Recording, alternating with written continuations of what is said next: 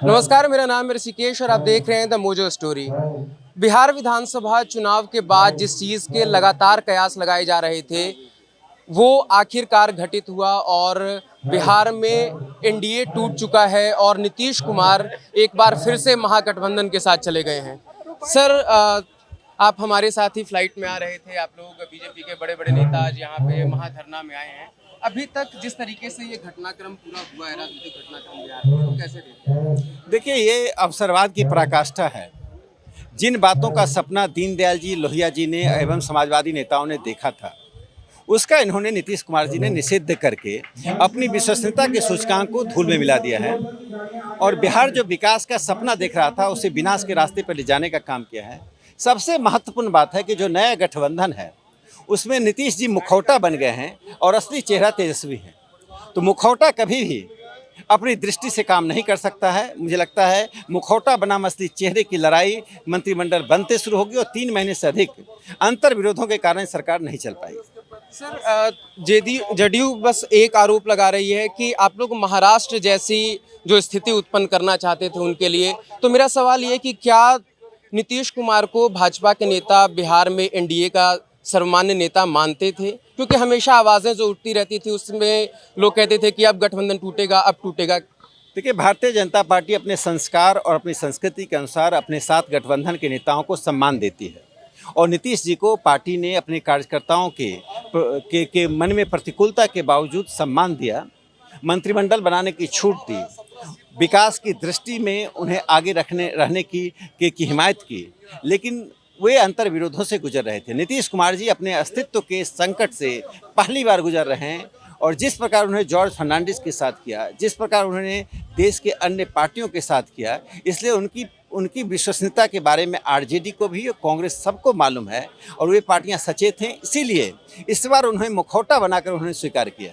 Sir, Bhajpa ने जो चीज़ें कर्नाटक में की, महाराष्ट्र में किया, मध्य प्रदेश में किया, क्या बिहार में भाजपा के साथ ही खेल हो गया? क्योंकि वहाँ भी मैंडेट जो था वो उन पार्टियों को मिला था जो अभी विपक्ष में बैठे। देखिए, महाराष्ट्र में शिवसेना वैचारिक कारणों से विभाजन हुआ है। शिवसेना की स्थापना हिंदुत्व को लेकर हुई थी और जब शिवसेना को उन्होंने सोनिया सेना बना दिया उद्धव ठाकरे ने, तो शिवसेना के मूल कार्यकर्ता अपने मूल विचारधारा पर, मूल अधिष्ठान पर आने के लिए शिवसेना से अलग होकर नई पार्टी का गठन किया और जनादेश के अनुसार वे भारतीय जनता पार्टी के पास आए। जनतांत्रिक मूल्यों के अनुसार भारतीय जनता पार्टी ने सरकार बनाई। वहाँ विभाजन शिवसेना में वैचारिक आधार पर हुआ है और यहाँ पर अवसरवाद के आधार पर वो गए हैं। जिन कारणों से उन्होंने लालू यादव को छोड़ा था, जिन कारणों से लालू यादव ने उन्हें त्याग दिया था, जिन कारणों से ऐसे अभद्र और बर्बर शब्दों का उनके लिए प्रयोग किया था, क्या वे कारण समाप्त हो गए हैं? ये नीतीश जी को बताना पड़ेगा। सर, नीतीश कुमार जिनके साथ भी रहते हैं थोड़े असहज महसूस करते हैं, इसलिए गठबंधन टूटती है, जुड़ती है। ये फिर से एक जो नया गठबंधन बना है, इसको कितने दिन तक आप सरकार में देखेंगे? देखिए, ये 3 महीने से अधिक सरकार नहीं चल पाएगी और नीतीश कुमार जी पूरे देश में अकेले ऐसे किसी राज्य के मुखिया हैं जिन्होंने 18 वर्ष से बिना चुनाव लड़े मुख्यमंत्री के पद पर ताज पहना है। हिंदुस्तान के इतिहास में 1952 से जब से संसदीय जनतंत्र शुरू हुआ है, ना कोई प्रधानमंत्री, ना कोई मुख्यमंत्री 2 दशक तक बिना चुनाव लड़े सत्ता पे नहीं रहा है।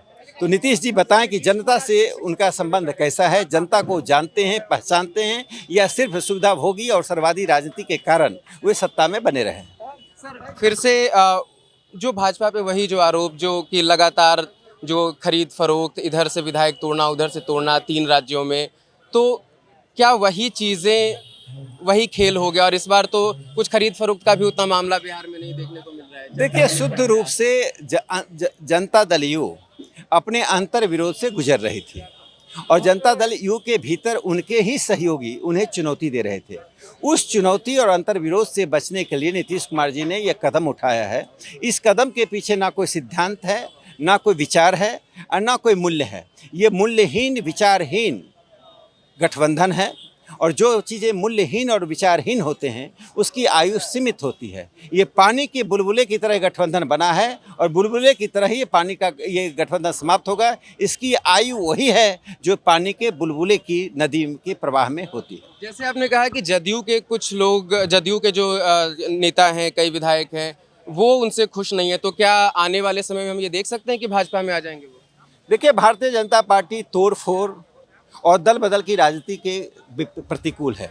हम मूल्य अधिष्ठित राजनीति करते हैं। हम जनता के बीच हैं, जनता के बीच रहेंगे और जनता के जनादेश से बिहार में 2025 में अपने बलबूते पर अपने विचार के व्यक्ति को मुख्यमंत्री बनाकर अपनी सरकार बनाएंगे। इस संकल्प के साथ भारतीय जनता पार्टी कूदी है। श्रावण के महीने के अंत में भारतीय जनता पार्टी ने अपने शुभ शुरुआत की है। मुझे लगता है कि प्रकृति की योजना अच्छी रही है कि हमें ऐसे लोगों से मुक्ति मिल गई है जिसे ना कार्यकर्ता पसंद करता था, ना बिहार की जनता पसंद करती। बहुत बहुत धन्यवाद।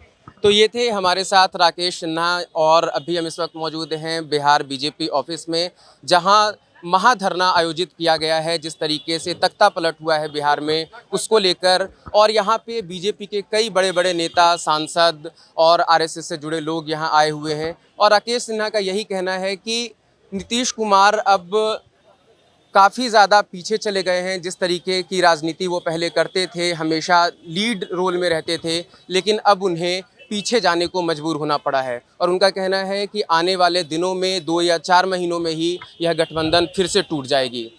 आगे के तमाम अपडेट्स के लिए जुड़े रहें मोजो स्टोरी के साथ। वीडियो जर्नलिस्ट मदन लाल के साथ मैं ऋषिकेश, पटना से। It's great to see you here. Thank you for watching our work. If you haven't subscribed yet, don't forget to click the bell icon and subscribe to Mojo Story and support independent, robust journalism.